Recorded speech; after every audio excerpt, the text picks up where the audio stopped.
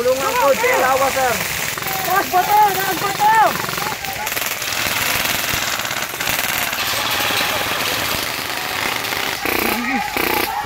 Uy, flag dali!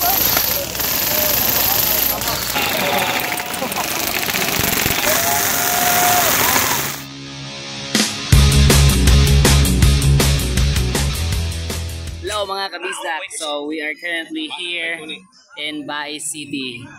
We are participating War of Pride, Island versus Island. Sana all. Y6.7 at marami pang iba.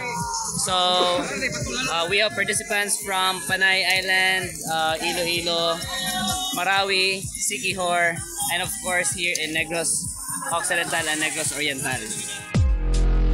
Masasabi kong maswerte kami mga kabistak kasi isang oras lang yung biyahe namin. Yung iba nga galing pang Panay Island, Iloilo, Siquijor, Dipolog, Marawi, o diba? Pero pinilit pa rin nilang pumunta dito sa event na ito dahil ito yung isa sa pinakamalaking event ng airsoft dito sa Negros Oriental. So pagdating namin, diretso agad kami sa registration. Welcome to Bais and feel free to come and visit me. So nagkaroon ng opening ceremony at pagkatapos ay dumiretso na kami sa game site. O diba mga kabisdak, ang ganda ng tanawin.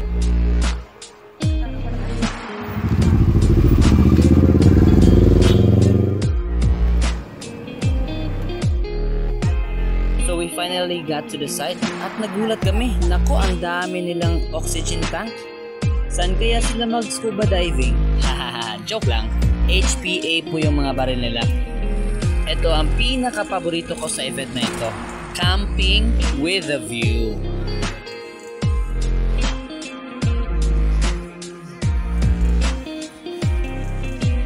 You're up na ang Team Y6. Woo! Manong Glenn, Captain America, Vince, Ruel, Stillan, Mac,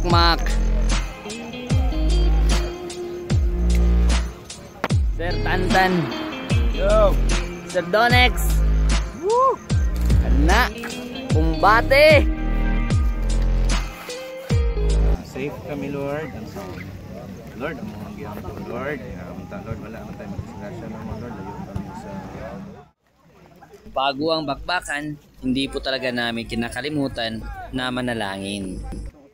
Since there were 32 teams na nag-participate sa event na ito, nagkaroon ng 3 waves ang first part, which is military simulation. The mission is to capture the target at kunin yung code at pagkatapos ay i-transmit ang code papunta sa base. Bulungan ko, sir, sir, lawa, sir.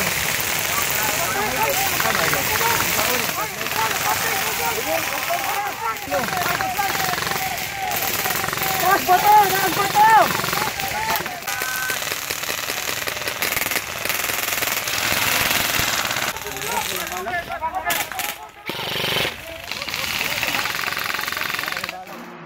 The mission was over and it was a good one.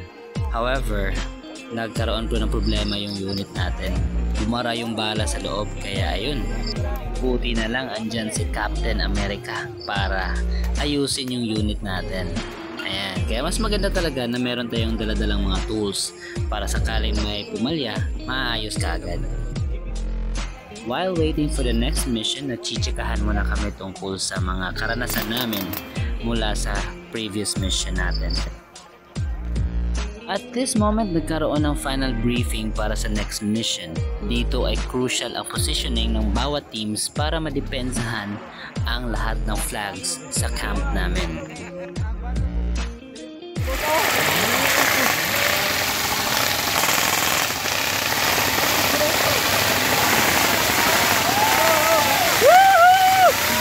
Left side!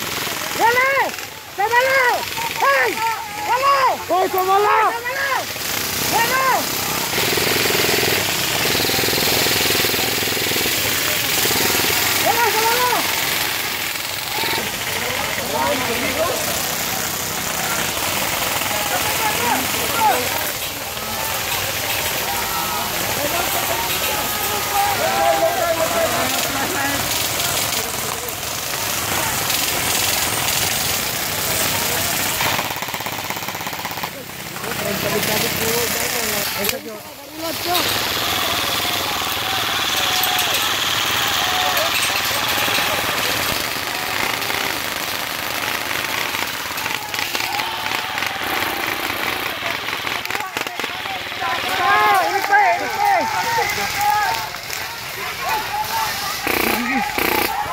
Uy, flag dari tubangan na.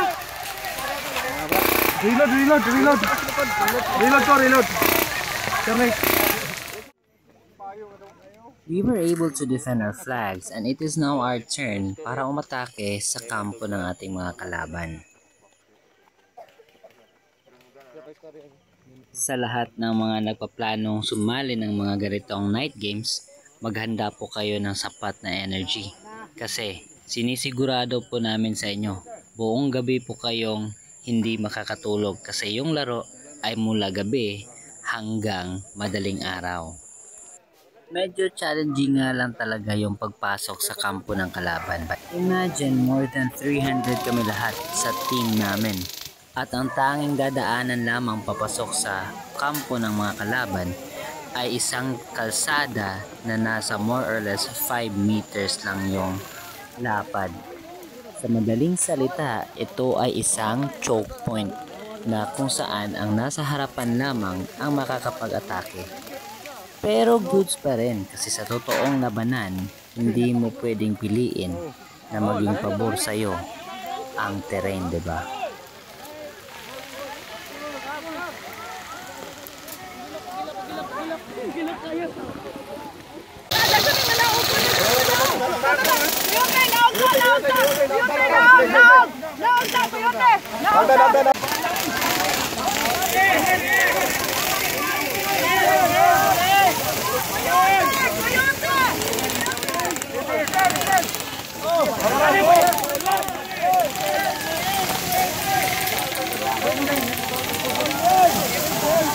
Sorry.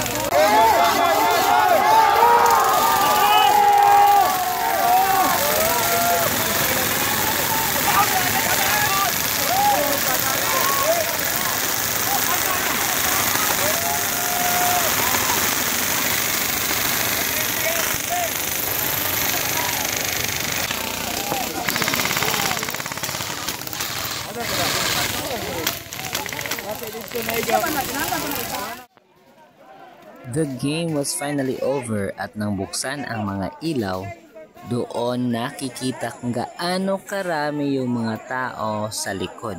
At for sure yung iba dyan, bitin sa pagpiga.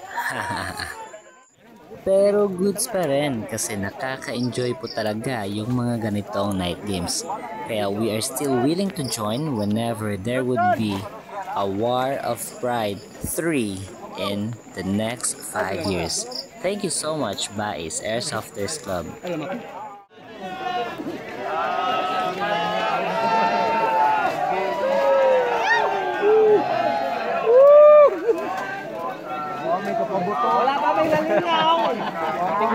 So mga kabisdak, natapos na rin yung Bais City War of Pride 2. Ayan, so of course, I would like to congratulate Bais Airsofters Club. That event was really a success. Ayan, so congratulations po sa inyong lahat. Sa lahat ng mga teams na sumali mula Panay Island, Iloilo, Marawi, Cebu, Siquijor, mga sir, mga ma'am, nice game po. Nag-enjoy po kaming lahat. Hopefully kayo din po. Sa mga bisita natin, I know na yung organizers natin ay ginagawa po nila yung lahat para po kayo ay hindi mabibigo sa inyong pagbisita dito sa aming island dito sa Negros Oriental.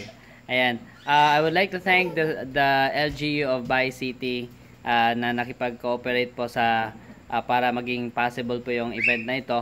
Of course, I would like to thank LGU of Amlan para sa coaster natin, sa driver natin na si Glenn Makilas. Ayan, siya po yung naghatid at nagsundo sa atin para sa event na yon. Sa lahat ng members ng Y6 team, hindi man tayo kompleto pero at least meron pong representatives para sa team natin. Ayan. So there you go. Mga kabisag, I hope na nag-enjoy po kayo sa video na ito. At hopefully, magkakaroon po tayo ng War of Pride 3 in the next 5 years. There you go.